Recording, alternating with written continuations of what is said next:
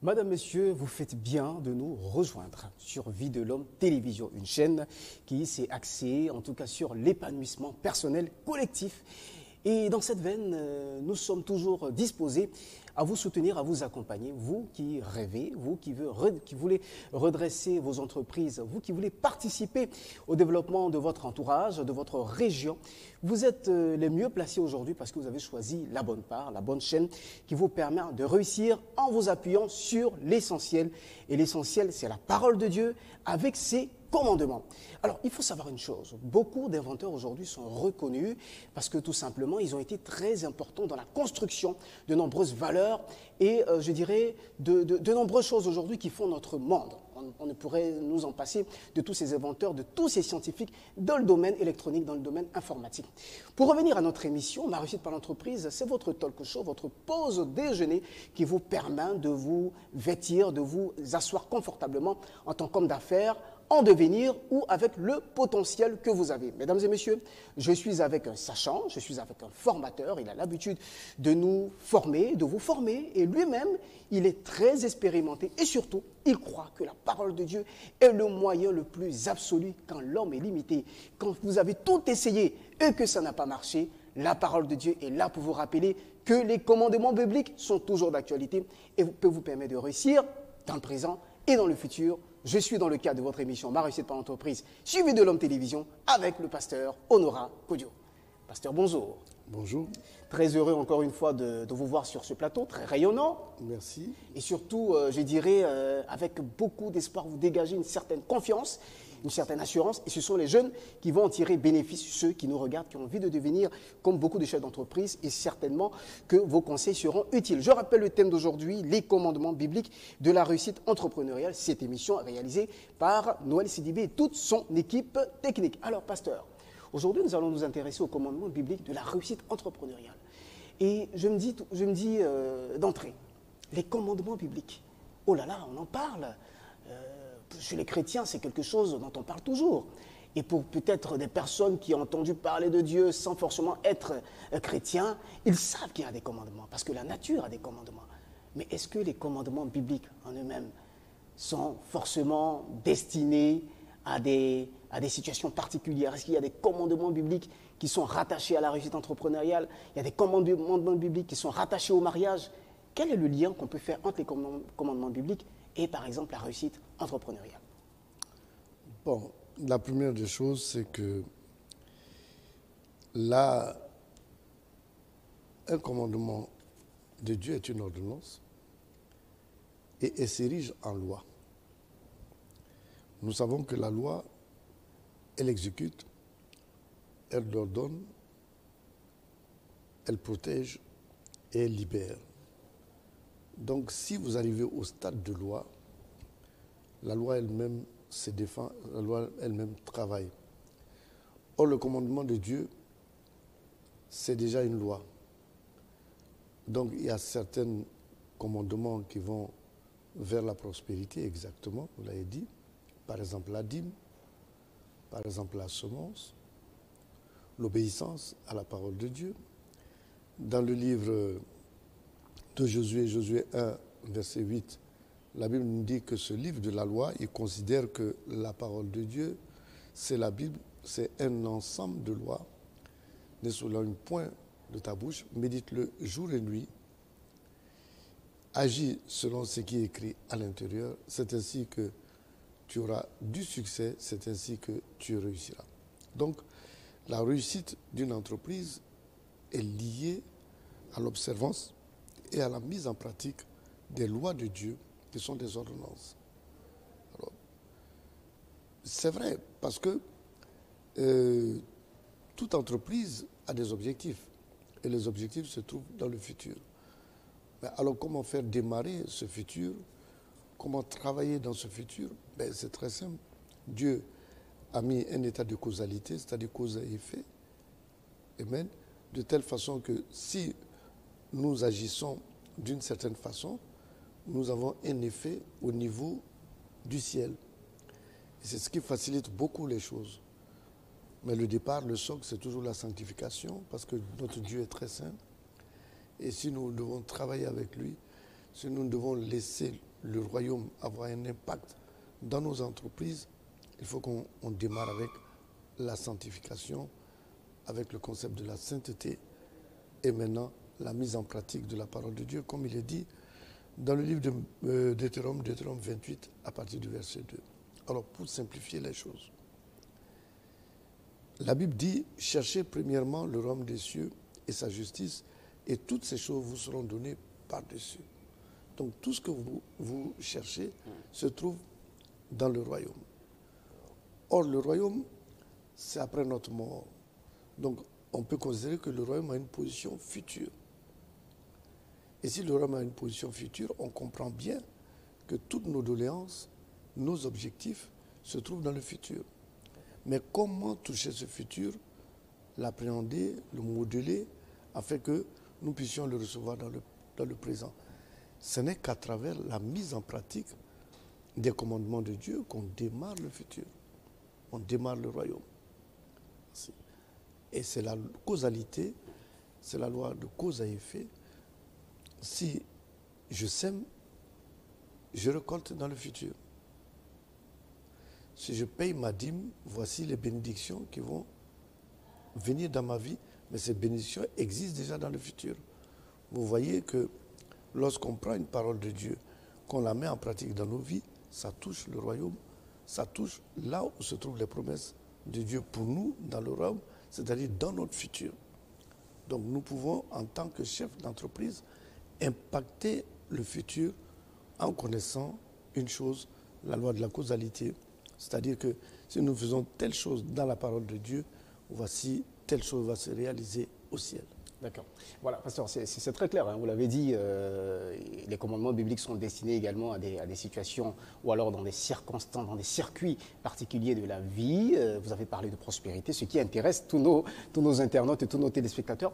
Ce que je veux savoir, est-ce qu'aujourd'hui, quand vous observez, vous qui êtes pasteur aussi, il faut le dire, hein, qui avez beaucoup d'enfants spirituels, avez participé à beaucoup je dirais, de programmes de prière, vous avez suivi pas mal de personnes et qui sont sortis et des problèmes, je dirais, voilà, des problèmes liés à la personne humaine, mais également des problèmes liés aux finances et aux entreprises. Est-ce qu'aujourd'hui, vous pensez que le chrétien, d'abord, en lui-même, le chrétien, il est assez informé de ce que le commandement biblique est indispensable à sa réussite entrepreneuriale avant d'aller au ministère, avant d'aller prendre des informations sur l'emploi jeune, par exemple? Est-ce que le jeune chrétien ou alors le chrétien sait que les commandements bibliques sont la base du succès entrepreneurial? Qu'est-ce que vous pouvez dire à ce sujet? Bon, il faut dire que la plupart des chrétiens ignorent ça. Et qu'est-ce qui est la cause de cette ignorance? C'est un manque de sensibilisation. Il faut sensibiliser maintenant la population, notamment le monde chrétien, qu'il y a des possibilités qui sont dans la Bible qui participeront à l'épanouissement de leur entreprise et d'eux-mêmes. Et c'est ça qui est nécessaire. Il faut vulgariser cette information parce que tout se place sur le plan physique, c'est vrai, mais tout se passe sur le plan spirituel. Je vais créer une entreprise, il faut que je pense d'abord. Donc l'entreprise existe dans ma tête, dans ma pensée, avant de le voir s'accomplir sur la terre. Donc tout le départ est spirituel. Donc le départ de la pensée est spirituelle. Donc tout est spirituel au départ. Mais il y a une chose que nous les chrétiens, on ne comprend pas bien, c'est le fait d'avoir une pensée et de ne pas pouvoir la matérialiser. Alors qu'Adam, quand il pensait, il réalisait cela. Bon, c'est un concept de temps, c'est-à-dire que, bon, bon, comment je peux vous le dire, c'est la contraction du temps, il y a beaucoup de choses là-dedans. Mais en termes simples, c'est pour vous dire aujourd'hui que lorsque vous pensez, vous réalisez la chose après. Bon, mais ça met du temps. Ça peut mettre 1 an, 2 ans. Mais lorsque l'espace-temps est égal à 0, c'est-à-dire le temps est égal à 0 et l'espace est égal à 0, vous voyez, dès que vous pensez, ce qui doit être dans le futur vient dans le présent avec une grande vitesse et vous le voyez s'accomplir. Bon, ça c'était le pouvoir qu'avait Adam dans le jardin d'Éden. Il a perdu. Mais ce pouvoir existe toujours, c'est à notre disposition. Le chrétien, il est un peu paniqué parce que lorsqu'il pense à un projet, il lui faut un business plan, il faut pas mal de choses qu'il faut mettre en exergue tout au point et faire démarrer l'entreprise et espérer dans 2 ou 3 ans que ça marche. Bon, je dirais aux chrétiens que tout cela est normal. Mais le seul problème qui n'est pas normal, c'est que tu n'es pas sûr de ton résultat. Or, quand tu comprends la Bible et que tu mets en pratique les lois, ce résultat, même dans 3 ans, tu l'as. D'accord, ok. Voici un peu la différence. Il y a une certitude, il y a une assurance qui se dégage dans notre esprit et dans notre manière de voir les choses. Alors, pasteur, je voudrais maintenant revenir sur le cœur de notre thème, qui sont les 10 commandements. Les 10 commandements, je vais parler de ces commandements bibliques qui sont rattachés à la réussite entrepreneuriale, mais on sait également qu'il y a des commandements bibliques de manière générale édictés depuis l'Ancien Testament. Alors, est-ce que dans ces commandements déjà, édictés depuis l'Ancien Testament avec Moïse, est-ce qu'il y a un commandement déjà qui nous destine à la réussite si nous l'appliquons? Et quel est le commentaire que vous faites de ce commandement, parmi les 10 commandements? Ah non, les 10 commandements, on utilise les 10 commandements pour pouvoir, disons, demander pardon à Dieu. D'accord. Les 10 commandements sont faits pour la confession. Parce que la meilleure façon de te confesser, c'est de prendre commandement par commandement et connaître la révélation qui est rattachée à chaque commandement et tu parcours toute ta vie. C'est à cause de ça que Dieu a donné les 10 commandements. 10, c'est 0, 1. Okay. C'est la loi binaire. Et puis 10 aussi, c'est le chiffre de Dieu. Parce que Dieu est 1, l'espace-temps 1 et puis 0. Donc, si tu veux parcourir toute ta vie, tu prends le commandement. Je peux prendre par exemple, Dieu dit que tu aimeras ton Dieu de tout ton cœur. Bon, commandement majeur, 1. Mais écoute, si tu as un colis qui vient à l'aéroport qui fait 5 millions et que tu dois aller au culte, et le culte est à 9 h et le colis arrive à 8h30 du matin, donc à 9 h ça va être sur le tapis roulant. Il n'y a personne pour aller prendre ton colis, il fait 5 millions. En sortant, tu hésites, tu dis, mais écoute, je dois aller rencontrer Dieu et je dois aller chercher un colis de 5 millions. Alors, si je vais prendre un colis de 5 millions, j'ai péché. Donc, je dois prendre le commandement 1 et réfléchir, depuis que je suis né jusqu'à maintenant, à chaque fois où j'ai mis Dieu en deuxième position, je dois confesser ce péché. D'accord. Ouais, donc, c'est fait pour une confession très profonde, les 10 commandements. Pour un but précis, vous avez dit tout à l'heure, il y a une ignorance. Il était également intéressant de lever cet équivoque, de lever, je dirais, cette ambiguïté. Et on le sait, les commandements de Dieu depuis l'Ancien Testament, un but bien précis, c'est de nous rapprocher de Dieu par la sanctification et demander pardon. Mais merci, pasteur. Alors, parlons maintenant des commandements qui sont rattachés à la réussite entrepreneuriale, puisque c'est également biblique. Vous avez parlé de semences, vous avez parlé de dîmes. Bon, finalement, je sais que les chrétiens le savent, mais pour le chrétien ou pour le non-chrétien, comment est-ce qu'on met en application ces différents commandements, sans oublier que j'ai répertorié aussi certains, vous avez même parlé d'obéissance, il y a également l'humilité, la sagesse. Comment les mettre en application? Comment les manager, parce qu'on parle d'entrepreneurs, pour que ça puisse produire quelque chose de potable et que ça devienne un produit fini? Bon, en fait, c'est un ensemble de commandements. La Bible est une méthode. Mais la méthode est un ensemble de procédures qui nous amènent à un résultat. Voici. Donc, je préfère que l'entrepreneur connaisse la méthode, parce que c'est un ensemble de procédures, et de se coller seulement à un commandement qui est une vue assez succincte de ce qu'il peut avoir. C'est, bon, tu payes la dîme, c'est bon. Mais la dîme ne représente pas tout le fonctionnement d'une entreprise. Parce que, par exemple, la dîme, bon, elle te permet une ouverture pendant 1 mois, 2 mois. La semence, elle est particulière. Elle te permet, elle est spécifique. Donc, tu ne peux pas s'aimer pour 2 choses en même temps, tu s'aimes pour une chose. Donc, tous ces commandements sont spécifiques. Donc, si vous voulez utiliser un commandement, c'est bien beau. C'est à cause de ça, la Bible, Josué nous dit que ce livre de la loi, même la loi, ne s'éloigne point de ta bouche. Donc c'est un ensemble. un recueil de lois. Tu payes ta dîme, tu pêches, ça ne va plus. Tu payes ta dîme, tu n'es pas charitable, ça ne va plus.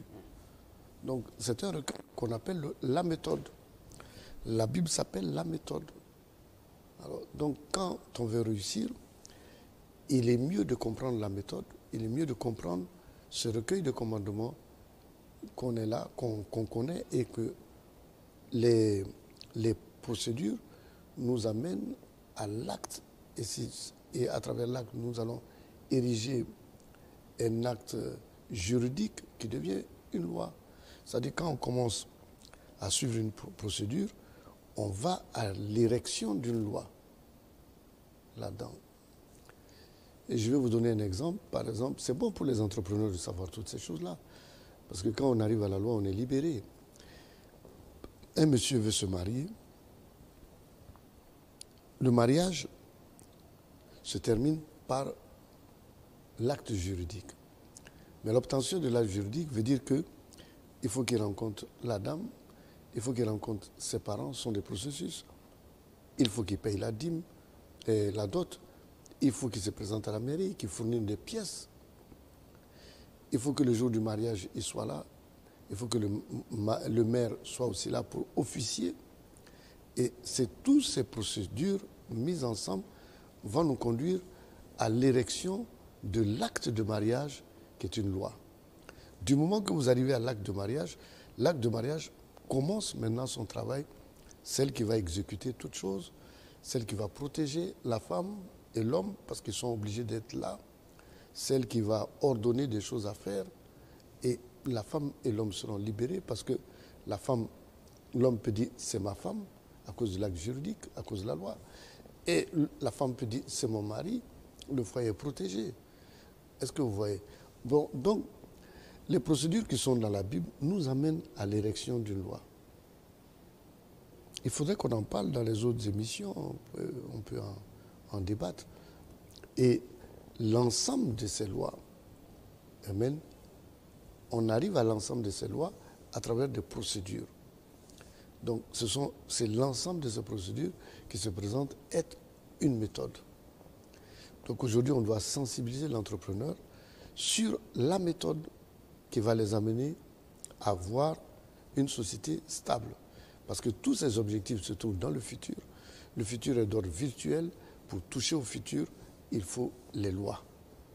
D'accord. Les lois spirituelles ont un effet, les lois qu'on a sur la terre ont un effet spirituel. Ça touche le ciel. Donc quand j'exécute un processus spirituel, en même temps, je touche le ciel. En même temps, j'améliore mon retour sur investissement, mes prévisions, tout cela se trouve dans le futur, je peux les toucher. Et c'est ça qui intéresse l'entrepreneur. D'accord. Alors, pasteur, justement, concernant cette méthode, est-ce qu'on pourrait avoir un pan de comment cette méthode se présente, comment l'utiliser pour que l'entrepreneur puisse avoir des résultats? L'agriculteur, le jeune qui a sa petite start-up, le chef d'entreprise ou alors le chef vraiment de toute une grosse industrie. Quelle est la méthode, justement, cette méthode, comment il applique, comment il utilise? En fait, c'est ce que je dis. La Bible est une méthode, d'abord.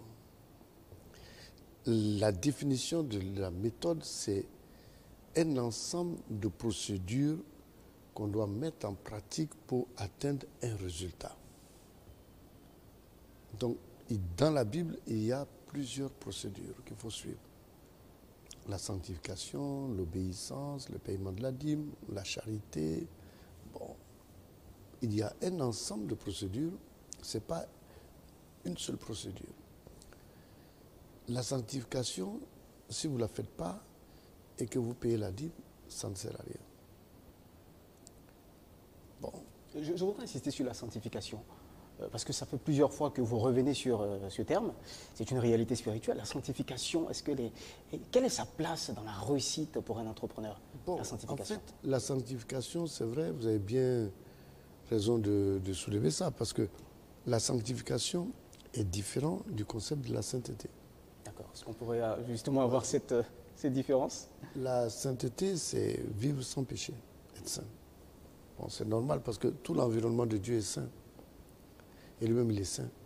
Vous ne pouvez pas toucher un environnement sain et être dans le mal, parce que le mal n'existe pas là-bas. Et ensuite, la sanctification contient la sainteté, mais la sanctification veut dire être mis à part pour Dieu. Donc, quand vous mettez à part pour Dieu, effectivement, il y a la sainteté là-dedans. C'est-à-dire qu'il faut savoir déjà accepter d'aller vers Dieu, d'accepter de ne pas faire les choses qui ne sont pas prescrites, qui sont contraires à la parole de Dieu, d'accepter de vivre comme Dieu le veut. Donc, ça va vous amener à être mis à part. On ne peut pas vous associer à tout le monde. Amen. Quelqu'un qui ne ment pas, qui ne vole pas, ça va vers la sainteté. Mais quelqu'un qui vient à l'église, qui ne va pas boire, qui n'est pas dans le péché, bon, qui ne va pas en boîte de nuit, il y a des choses, il se préserve de faire ça parce que tout le temps il est du côté de Dieu, il prie, il fait les ordonnances de Dieu. On voit petit à petit qu'il est destiné et il met une barrière à toute chose. Il est en train de se sanctifier, il est en train d'aller vers Dieu, il est en train d'aller vers l'environnement de Dieu, il est en train d'abandonner beaucoup de choses pour Dieu. Voici. Alors, la sainteté est un état, la sanctification est un comportement. D'accord. Pasteur, j'ai bien compris, vous avez parlé de comportement, la sanctification. Et ce que j'ai retenu, c'est que la sanctification peut vous faire éviter certaines choses. Parce qu'aujourd'hui, je sais qu'il y a beaucoup d'entrepreneurs qui voudraient être en association avec d'autres entrepreneurs qui sont leaders, avec d'autres figures, d'autres renommées. Est-ce à dire que celui qui décide d'appliquer la méthode dont vous avez parlé tout à l'heure, qui se trouve à l'appliquer, avec les conseils, les orientations, par exemple du pasteur Kodjo ou alors de notre homme de Dieu, est-ce à dire que l'Esprit Saint, par exemple, lui va inspirer cette personne de ne pas, je dirais, investir dans telle affaire, de ne pas s'associer avec tel homme d'affaires, de ne pas se lancer dans une activité, dans une tierce activité. Est-ce que c'est un peu cela? Bon, vous dites, vous êtes en train de dire beaucoup de choses en même temps. Le fait de travailler dans un environnement où l'intuition est développée, où on peut prévoir déjà, comme vous le dites, ça dépend de tes relations avec ce monde. Tout est relationnel. La Bible dit, 2 hommes peuvent-ils marcher ensemble s'ils ne s'accordent? Pour s'accorder avec le ciel et que le ciel prenne le devant de toutes les entreprises, ben, d'abord il faut s'asseoir pour comprendre d'abord quel est ton intérêt là-dedans. Parce que le but de suivre Dieu, c'est de savoir qu'est-ce qu'on tire de ça. Parce qu'il y a des restrictions, il y a des spécificités, il y a des contraintes. Est-ce que les contraintes qui sont établies dans la Bible, tu peux les appliquer dans ta vie? Maintenant, si tu les appliques dans ta vie, effectivement, tu vas te rapprocher de Dieu. Mais même en te rapprochant de Dieu, ça ne suffit pas. Ça ne suffit pas parce que dans le but de Dieu, il faut aller jusqu'à l'alliance, c'est-à-dire il faut aller jusqu'au mariage avec Dieu, c'est-à-dire l'alliance. Il faudrait accepter que Dieu est ton associé. Il faudrait accepter de se laisser diriger par Dieu. Voici. C'est en ce moment, quand tu te laisses diriger par Dieu pendant un certain temps, et que Dieu a confiance en toi parce que tu es saint, tu es sanctifié, il y a beaucoup de choses que tu fais qui sont positives, qui t'amènent à être dans le cadre de Dieu, que Dieu aussi va accepter de prendre le devant, de te prévenir, de t'associer aussi à son plan. Voici. En fait, c'est du donnant-donnant. Mais le départ est un peu difficile. Il y a beaucoup de gestes de maladresse là-dedans, parce qu'au départ, il faut une formation, il faut toute une éducation, c'est une culture. Donc il faut avoir cette culture de Dieu. Mais c'est à ça que nous sommes en train de faire, de sensibiliser les chrétiens à dire, vous gagnerez mieux avec Dieu qu'étant seul. Voilà. Je pense que c'est bien dit, hein, pasteur, vous gagnerez mieux être avec Dieu, vous gagnerez mieux à suivre les commandements bibliques. Et vous l'avez dit tout à l'heure, la sanctification, c'est vrai que c'est un commandement parmi tant d'autres. C'est une contrainte. C'est une contrainte, mais c'est une question de méthode. Et pour connaître la méthode, il faut tout simplement être assidu, il faut tout simplement s'inscrire à votre institut, Ma Réussite par l'entreprise, parce qu'il faut le rappeler, vous êtes également actif dans le domaine professionnel, vous transposez la vision de Dieu pour que les hommes puissent comprendre que cette vision peut être appliquée sur le terrain. Pasteur Honorat Kodjo, j'ai eu beaucoup de plaisir à vous avoir sur ce plateau. Ensemble, nous avons parlé aujourd'hui des commandements bibliques de la réussite entrepreneuriale. Vous êtes jeune, vous êtes agriculteur, vous êtes dans les startups, vous voulez réussir. Vous avez un seul moyen, c'est la parole de Dieu. Et l'un de ces moyens, c'est de tout simplement s'attacher aux commandements bibliques et puis de cultiver les méthodes. Bien à vous, rendez-vous pour un nouveau numéro de Ma Réussite par l'entreprise, toujours avec le pasteur Honorat Kodjo, notre formateur attitré. Au revoir, une émission qui a été bel et bien réalisée par Noël Sidibé et toute son équipe technique.